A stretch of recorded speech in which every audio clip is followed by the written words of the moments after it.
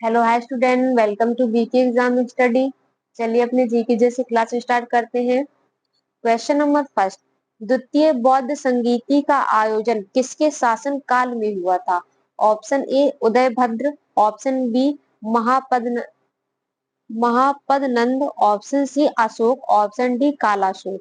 तो इसका right answer है ऑप्शन डी कालाशोक। द्वितीय बौद्ध संगीति का आयोजन किसके शासन काल में हुआ था? तो किसके शासन काल में हुआ था? कालाशोक के शासन काल में हुआ था।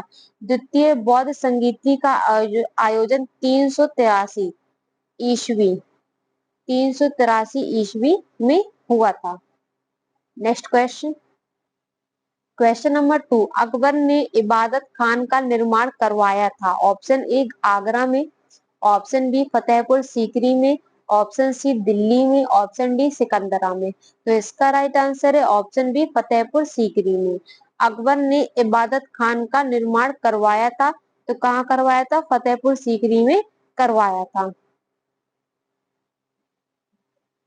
और इसकी स्थापना कब हुई थी? तो इसकी स्थापना हुई थी 1575 ईस्वी में करवाई थी। कब करवाई थी? 1575 ईस्वी में इसकी निर्माण करवाया था। Next question. Question number 3, Arya Samaj की स्थापना हुई थी वर्ष 1865 में, ऑप्शन बी 1870 में, ऑप्शन सी 1875 में, ऑप्शन डी 1880 में। तो इसका राइट आंसर है ऑप्शन सी 1875 में। आर्य समाज की स्थापना कब हुई थी? तो 1875 में हुई थी। और किसके द्वारा हुई थी? स्वामी दयानंद सरस्वती। स्वामी दयानंद स्वामी दयानंद सरस्वती ने मुंबई बम्बई में आर्य समाज की स्थापना की थी। कहाँ की थी? बम्बई में आर्य समाज की स्थापना की थी स्वामी दयानंद सरस्वती ने। Next question. क्वेश्चन नंबर 4, इनमें से कौन काकोरी कांड से संबंधित नहीं था? Option A Ramprasad Bismil, option B Rajendra Lahiri, option C Ashfaq Ullah Khan, option D Suryasen. तो इसका राइट आंसर है ऑप्शन डी सूर्यसेन। इनमें से कौन काकोरी कांड से संबंधित नहीं था? तो सूर्यसेन क्या काकोरी कांड से संबंधित नहीं था।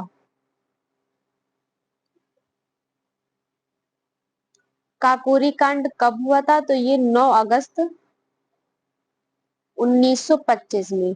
कब हुआ था? 9 अगस्त 1925 में काकोरी कांड हुआ था। Next question.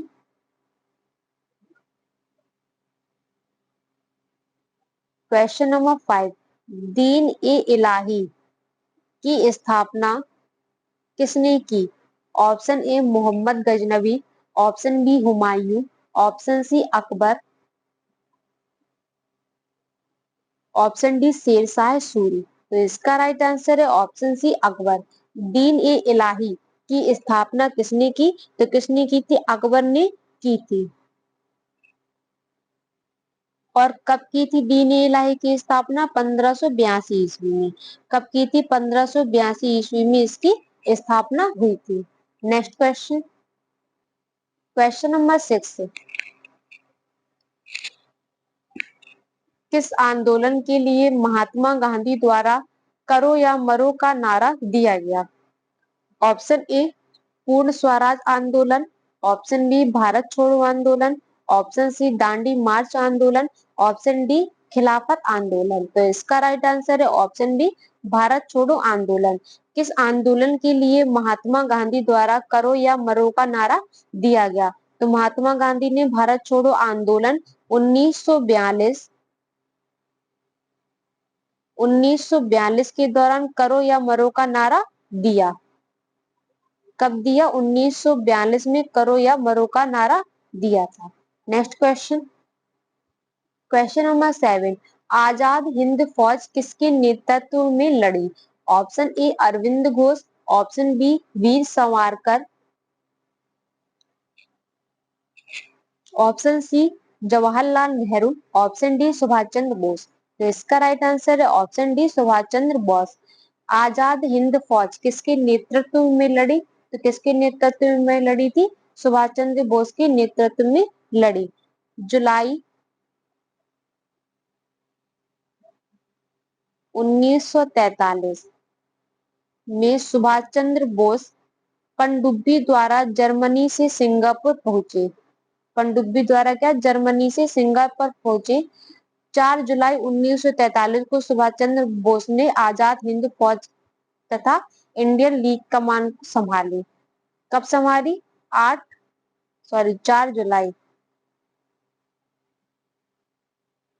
जुलाई 1943।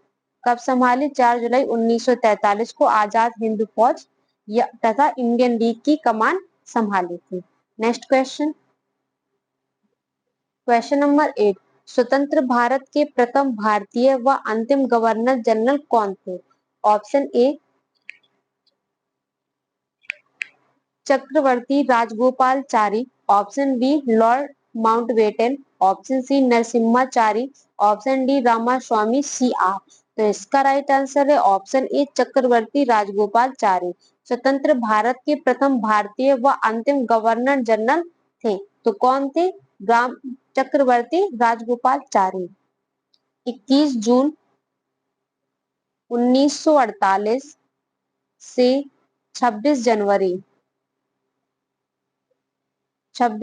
1950 तक भारत के गवर्नर जनरल रहे। कब? 21 जून 1948 से 26 जनवरी 1950 तक कब भारत के गवर्नर जनरल रहे। Next question, question number 9, Lord Curzon के बंगाल विभाजन के पीछे निम्नलिखित में से कौन सा एक मकसद नहीं था? ऑप्शन ए बंगाली राष्ट्रीयता के मूल पर हमला करना, ऑप्शन बी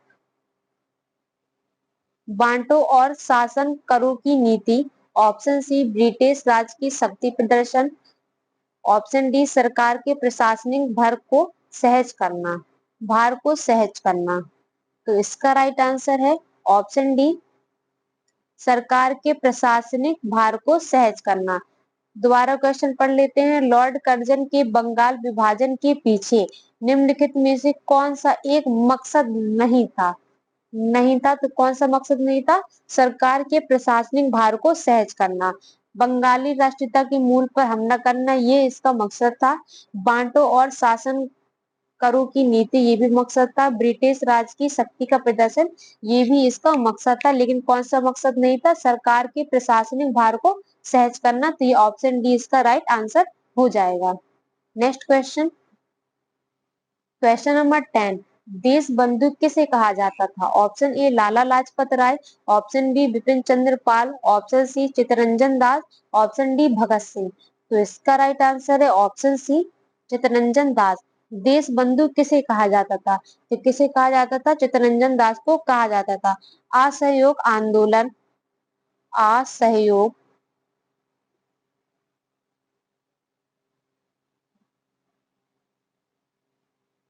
असहयोग आंदोलन 1921 से 22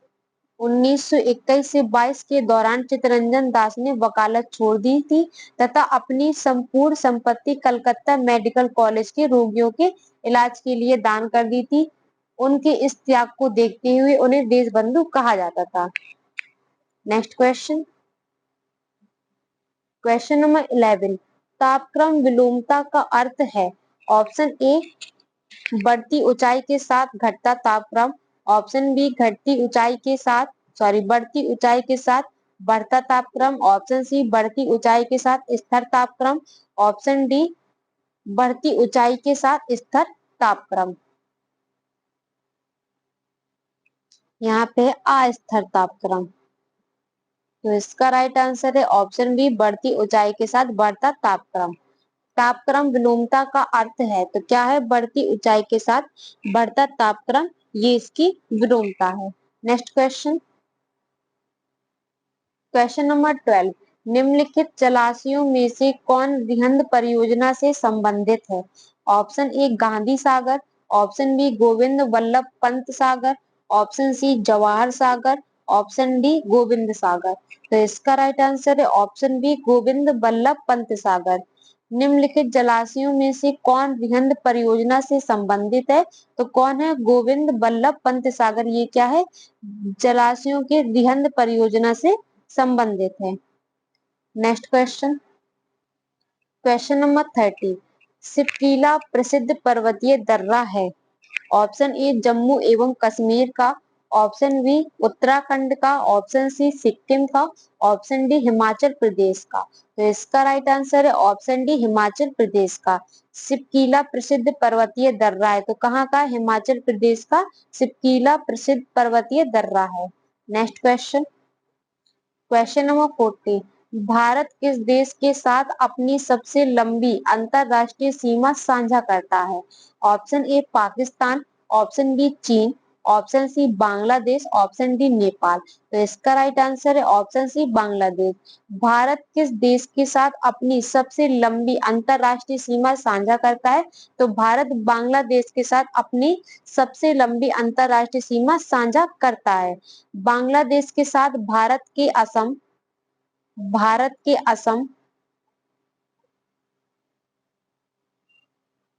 मेघालय,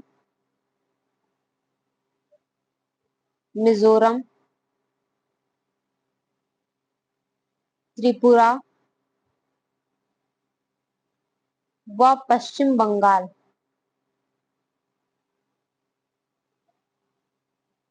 पश्चिम बंगाल व पश्चिम बंगाल राज्य सीमा साझा करते हैं। क्या क्या? भारत के साथ बांग्लादेश, असम, मेघालय, मिजोरम, त्रिपुरा व पश्चिम बंगाल सभी राज्य सीमा साझा करते हैं। इसके अतिरिक्त भारत की सबसे छोटी सीमा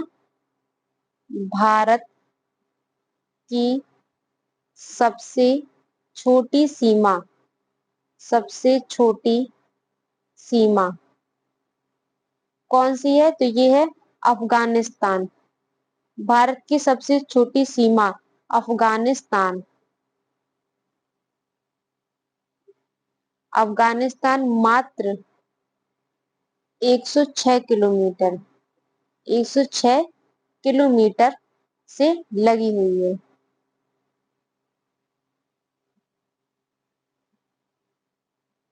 भारत किस देश के साथ अपनी सबसे लंबी अंतरराष्ट्रीय सीमा साझा करता है? तो बांग्लादेश के साथ करता है। बांग्लादेश के साथ भारत के असम, मेघालय, मिजोरम, त्रिपुरा व पश्चिम बंगाल, ये सभी क्या है? ये सभी राज्य सीमा साझा करते हैं। इसके अलावा भारत की सबसे छोटी सीमा पूछे तो कौन सी? अफगानिस्तान, मात्र 106 किलोमीटर से लगी हुई है। Next question, question number 50। विभिन्न कृषि फसलों के लिए न्यूनतम समर्थन मूल्य की घोषणा करती है। ऑप्शन ए सार्वजनिक खातों की संसद समिति, ऑप्शन बी संसद की अनुमान समिति, ऑप्शन सी आर्थिक मामलों की कैबिनेट समिति, ऑप्शन डी इनमें से कोई नहीं। तो इसका राइट आंसर है ऑप्शन सी आर्थिक मामलों की कैबिनेट समिति। विभिन्न कृषि फसलों के लिए न्यूनतम समर्थन मूल्य की घोषणा कौन करता है? आर्थिक मामलों की कैबिनेट समिति करती है। Next question, question number 60। भारतीय रिजर्व बैंक द्वारा लोकहित से सुझाए गए विशेष ऑडिट का व्यय किया जाएगा। ऑप्शन ए भारतीय रिजर्व बैंक द्वारा, ऑप्शन बी भारत सरकार द्वारा, ऑप्शन सी बैंकिंग कंपनी के द्वारा स्वयं, ऑप्शन डी भारत के केंद्रीय बैंक द्वारा। तो इसका राइट आंसर है ऑप्शन सी बैंकिंग कंपनी के द्वारा स्वयं। भारतीय रिजर्व बैंक द्वारा लोकहित से सुझाए गए विशेष ऑडिट का व्यय किया जाएगा। तो किसके द्वारा किया जाएगा? बैंकिंग कंपनी के द्वारा स्वयं किया जाएगा। Next question, question number 70। निम्नलिखित में से कौन सा वृहद आर्थिक घटकों का उदाहरण नहीं है? ऑप्शन ए बजट बनाना, ऑप्शन बी मौद्रिक नीति का नियमन, ऑप्शन सी भुगतान संतुलन में परिवर्तन की नीति, ऑप्शन डी उपरोक्त में से कोई नहीं। तो इसका राइट आंसर है ऑप्शन डी उपरोक्त में से कोई नहीं। क्वेश्चन क्या है? निम्नलिखित में से कौन सा वृहद आर्थिक घटकों का उदाहरण नहीं है? न तो बजट बनाना इसका उदाहरण है, ना ही मौद्रिक नीति का नियमन इसका उदाहरण है, और ना ही भुगतान संतुलन में परिवर्तन की नीति इसका उदाहरण है। तो ऑप्शन डी इसका राइट आंसर हो जाएगा, उपरोक्त में से कोई नहीं। तो आर्थिक घटकों का तात्पर्य किससे है? तो आर्थिक घटकों का तात्पर्य है किसी देश के घन, किसी देश किसी देश के घन सॉरी धन, किसी देश के धन के अच्छे अच्छे कामकाज अच्छे कामकाज की गारंटी से है। अच्छे कामकाज की गारंटी से है। बृहद आर्थिक घटकों का उदाहरण इसमें से नहीं है पूछा गया, तो ये सभी नहीं है, तो उपरोक्त सभी, उपरोक्त में से कोई नहीं है, और तो है क्या? किसी देश के धन के अच्छे कामकाज की गारंटी से है। Next question, question number 80। 1969 के बाद सिर्फ राष्ट्रीयकृत हुए बैंकों की संख्या कितनी है? Option A 18, option B 19, option C 14, option D इनमें से कोई नहीं। तो इसका राइट आंसर है ऑप्शन सी 14। 1969 के बाद 1969 के बाद राष्ट्रीयकृत हुए बैंकों की संख्या कितनी है? तो 14 है। भारत में 19 जुलाई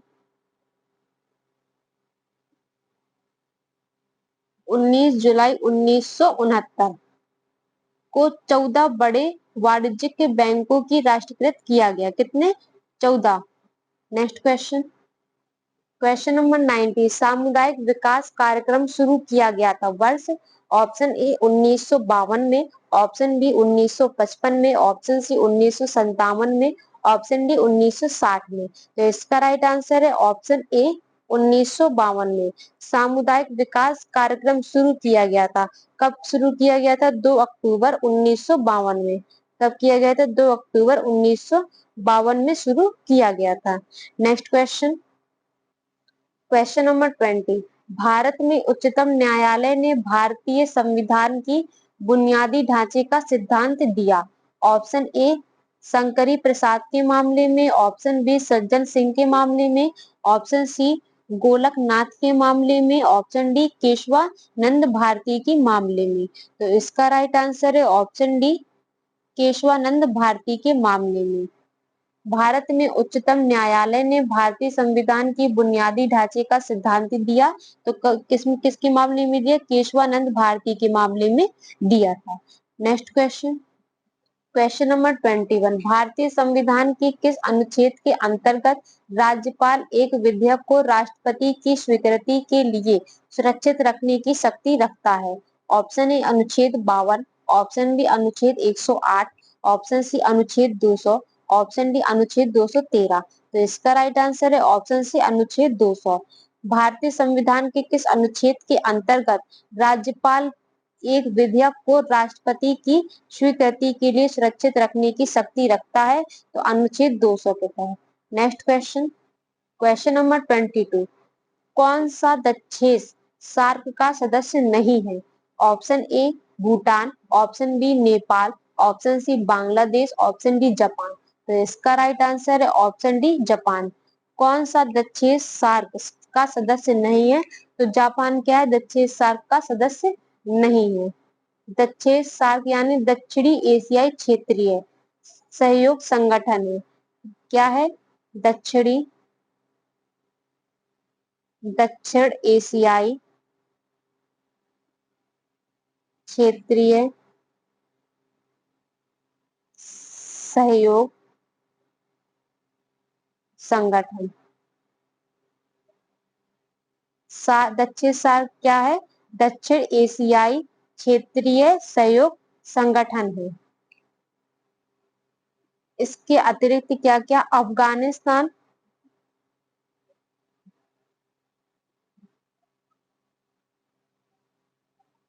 अफगानिस्तान, बांग्लादेश,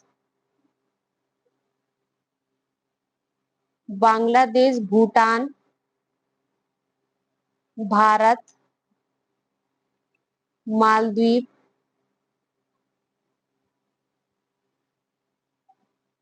मालदीव, नेपाल, पाकिस्तान, श्रीलंका,